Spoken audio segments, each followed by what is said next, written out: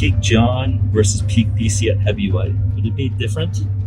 Peak Bones versus Peak DC at heavyweight. Yeah. I believe I beat Daniel Cormier at heavyweight worse than I beat him at light heavyweight. I'm Tom Aspinall. The UFC has a massive play that they can make, which is to take the undisputed belt off of Jon Jones. If Aspinall was holding things up, they could take the interim belt off of Tom. Almost 8 years have passed since their last fight, and the world is still talking about Jones versus Cormier, one of the greatest rivalries in UFC history. Well, as UFC fans impatiently wait for Jon Jones' super fight with Tom Aspinall to get booked, Jones recently made headlines when he claimed he'd beat Cormier worse in the heavyweight division if both fighters were in their primes, and he got a befitting response from Daniel Cormier as well. The heavyweight champion Jon Jones believes he would dominate Daniel Cormier even more decisively at heavyweight than he did at light heavyweight in the prime of their careers. He claimed that while Cormier may have hit harder at heavyweight, his own speed translated better to the higher weight class, and his kicks, already damaging in their first fight, would be even more effective now. Jones is confident he'd deliver a far more brutal performance against Cormier if they ever met at heavyweight. Peak John versus Peak DC at heavyweight. Would it be different? Peak Bones versus Peak DC at heavyweight. Yeah. I believe I beat Daniel Cormier at heavyweight worse than I beat him at light heavyweight. I feel like my speed has transferred over in a way that his hasn't. I think I beat him up pretty worse at heavyweight. I kick harder. I know he punched harder as a heavyweight, but I kick a lot harder. I'll see what my kicks did to him on the first fight.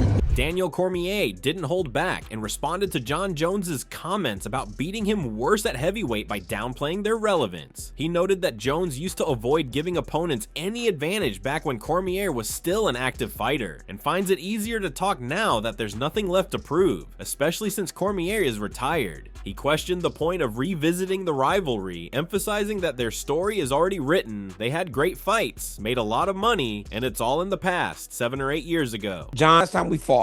Daniel Cormier dismissed Jon Jones's hypothetical talk and advised him to fight Aspinall, who has been waiting for his opportunity for a long time. Cormier pointed out that he's 46, retired, and fully focused on his role as a broadcaster. He emphasized that he's no longer a fighter and has no interest in returning. Instead of revisiting the past, Cormier urged Jones to direct his attention to the present, specifically to Tom Aspinall, who is actively waiting and ready to fight. Tom Aspinall.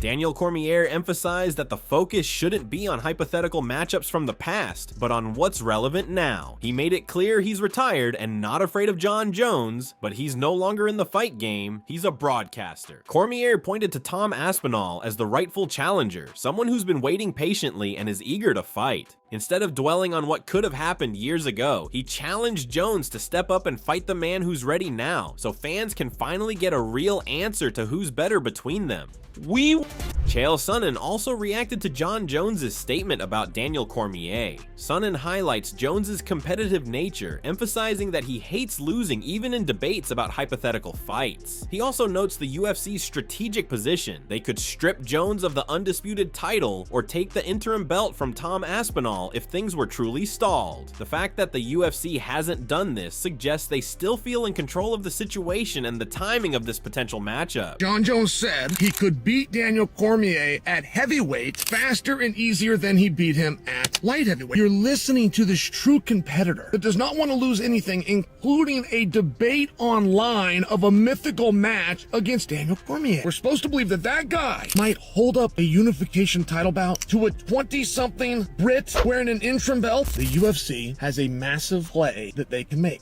which is to take the undisputed belt off of Jon Jones. If Aspinall was holding things up, they could take the interim belt off of Tom. And that is a play that the UFC has not even flirted with. That tells me that the UFC very much feels that they still have control of this situation. Meanwhile, Jon Jones acknowledged that while he's never officially lost in MMA, he's experienced what defeat feels like, particularly in close fights against Alexander Gustafsson, Daniel Cormier, and Dominic Reyes, where many fans believed he came up short. He said that kind of doubt fuels him. Jones emphasized that he's always bounced back stronger after a lackluster performance, and when people question him, he returns sharper and more dominant than ever. I've tasted defeat in the ring in the moments when my fights have been close. Exactly. Alexander Gustafsson being the first time it happened. Daniel Cormier, some people feel like Daniel could have won those fights. Dominic Reyes, a lot of people feel like Dominic Reyes won that fight. When you have a whole fan base of people swearing up and down that, I lost certain fights, it definitely motivates me to make the next fight that much more dominant. One thing about me personally, I've never had a fight where people thought I lost or I didn't perform well, and then have come back and not perform well again. If you catch me on an off day, know that when I'm back, you will see me at my absolute best. Tom Aspinall also gave his thoughts about the Jones versus Reyes fight. He admitted that at the time, he thought Dominic Reyes won the fight against Jon Jones, but he's not entirely sure and would need to watch the fight again to be certain. Jones lost to Reyes. I think at the time I did think Reyes won, but I can't remember. I'd have to watch it again, to be honest. Moreover, Tom Aspinall is frustrated with the UFC politics and Jon Jones ducking. He knows that there's not much he can do to make the fight happen, and it mostly comes down to money on Jon Jones's side. Aspinall is ready to fight anytime and anywhere, but the ball's in Jones's court when it comes to the finances. What do you think you can do to make that fight happen? Me personally, I can't do anything. I think it's just down to money, I think, on his side. So I will fight whenever, wherever he wants, but it's down to money, I think. Tom Aspinall thinks Jon Jones is hesitant to take the fight because of the wear and tear on his body after a long, tough career. At 37 or 38, with all the damage Jones has taken, Aspinall believes Jones knows how dangerous he really is and wants to be financially compensated for the risk. It's not fear, but a smart calculation about the stakes involved. And you say he's afraid to take the risk. What do you mean by that? I just think that at this stage in his career, he's had an amazing career. I just think that he's like 37, 38 years old, but not only that, he's got a million miles on the clock. So he's got a lot of damage on the body. He's took a lot of shots to the head. And that's not me saying anything negative about it. That's the reality of it. And I'm sure Jon Jones is aware of that. When you put him in with, I'm not trying to blow my own trumpet, but I'm literally the most dangerous guy in the UFC if you look at the stats. When you put him in with a guy of my size who has them credentials at this stage in his career, I think Jon's a smart guy and he realises that, so he wants compensating financially for it. Tom Aspinall revealed he has never spoken directly with Jon Jones, as all communication happens through UFC officials. He noted that Dana White attended their last meeting, a first for Aspinall, while typically negotiations are handled by Hunter Campbell, the UFC executive who works behind the scenes with fighters. Tom expects Hunter to lead their upcoming meeting as well. He also pointed out that smaller negotiations used to be done by phone, but now major title fights are discussed face-to-face. They had a meeting in New York a few months ago, and another is planned soon in London. I never speak to him personally. It's done, so you got Dana White, who is, everybody knows Dana White, he's the face of the UFC. The last meeting I had, Dana was actually there, which is the first for me. Usually it's done with another guy called Hunter. Hunter like stays in the shadows a little bit. Like, he's the guy who all the fighters speak to directly. So tonight will probably be Hunter. I'm not sure if Dana's going to be there or not, but Hunter is the guy who does the deals. And we just go in a room, chat. It used to be done over the phone and stuff, but with the bigger fights, it's usually, when you talk about world title fights, usually done face-to-face. So we had a meeting in New York about it a few months ago, and now we're here in London about to have a meeting about it tonight. On the other hand, Jon Jones is not even looking interested in this fight, as he is enjoying himself in Thailand and is busy with a shoot. He believes he is not ducking anyone and having a great time, and if anyone has a problem, then can say whatever they want to say. I got people in the chat calling me a duck. Meanwhile, I'm living my absolute best life. I don't know if it's considered ducking when you're living good.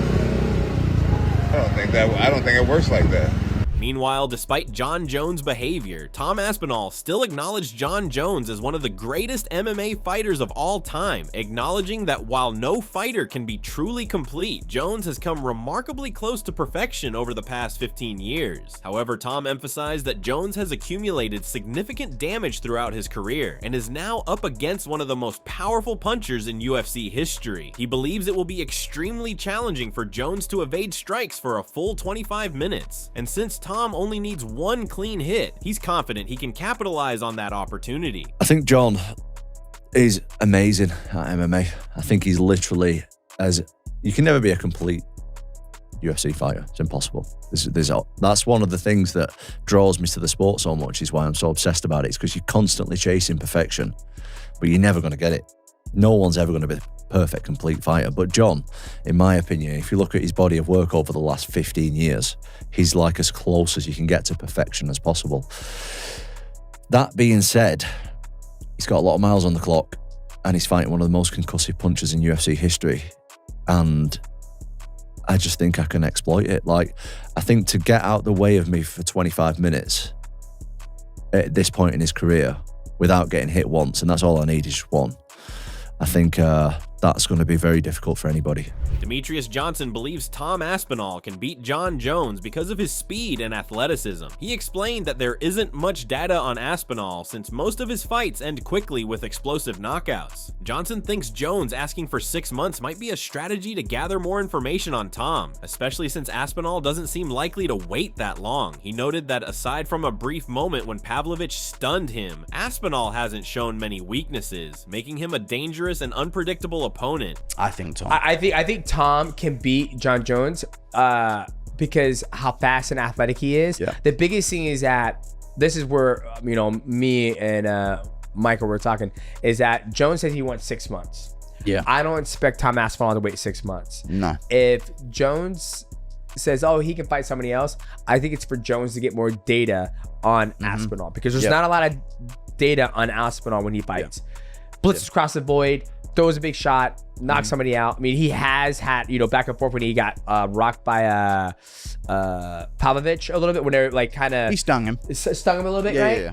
That's the only thing I see. MMA Guru believes Tom Aspinall can beat Jon Jones and admits he didn't always feel that way. Initially, when the fight was just a possibility before the Curtis Blaydes rematch, he thought Jones's experience and calculated reptilian fight IQ might be too much for Tom. But after watching how Jones has been acting, he's become more confident that Tom would win, suggesting that Jones doesn't really want the fight. In the middle of the discussion, Demetrious Johnson echoed a similar sentiment, saying that if Aspinall can stay calm, avoid getting caught up in Jon's mystique, and pressure him without letting Jones control the fight or run away, he has what it takes to beat him. And I think if Aspinall can weather and take the fight to Jon, and not be caught up in the mystic aura, and don't allow Jon Jones to run away from him, I think Tom beats him. Yeah, I think Tom, and the reason why I think Tom, you know what, I didn't think it as much at first.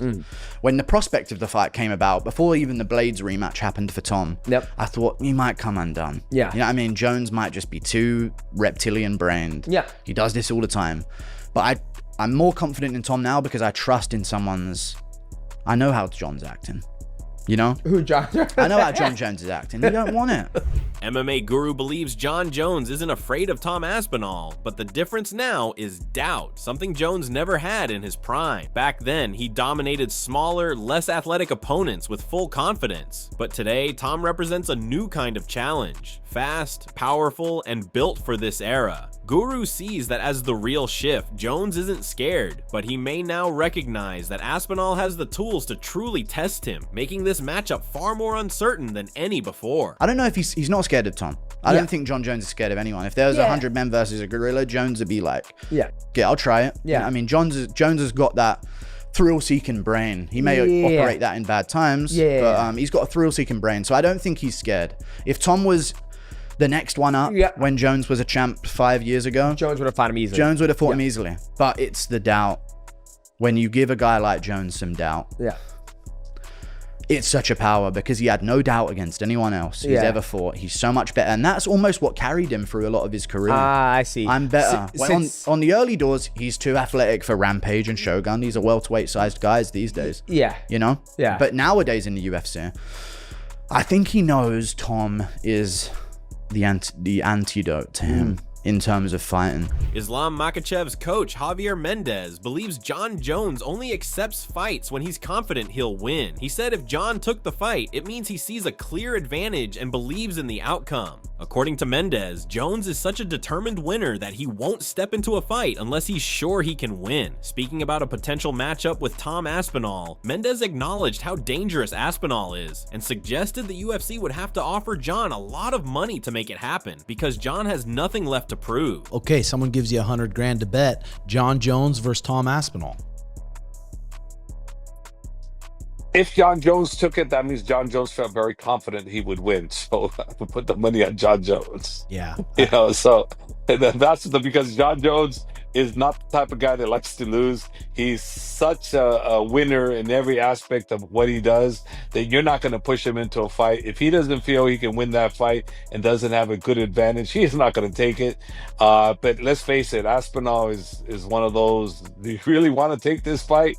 Man, I think the UFC is going to have to put a lot of money out there for John to say, okay, I'm down, because John don't need to prove anything to anybody. He's done it all. Meanwhile, Rampage Jackson hailed Jon Jones as the greatest fighter of all time, recognizing his long-standing dominance in MMA. While impressed by Tom Aspinall's recent performances and acknowledging him as a legitimate threat, Jackson admitted it's still difficult to picture anyone defeating Jon. Ultimately, he stressed that the only way to determine who's truly the best is for the two to settle it inside the octagon. Versus Tom Aspinall, John Jones is the GOAT in my book.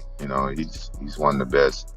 And I recently saw Aspinall fight for the first time recently, and he's a great fighter, and he's a great champion. But I think it'll be tough for me to ever say that anybody would beat Jon Jones until it happens. Former UFC welterweight champion Bilal Muhammad sees Tom Aspinall as possibly Jon Jones's toughest challenge yet, highlighting Aspinall's speed and power as signs of the new era of heavyweights. While Muhammad believes Jones might still win, he feels the fight is only worth it if the financial reward is massive, estimating that Jones wouldn't consider it for less than $30 to $50 million.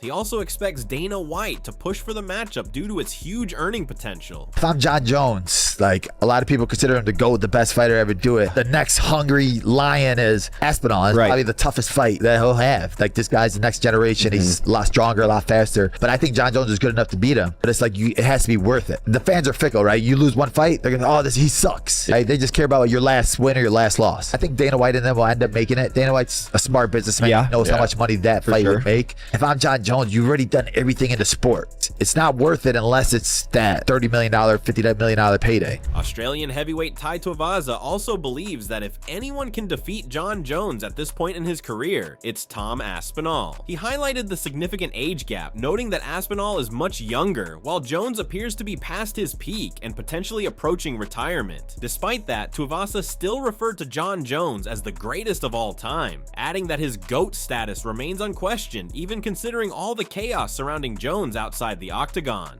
I think if there's anyone to beat Jones, it would be Tom. He's a lot younger.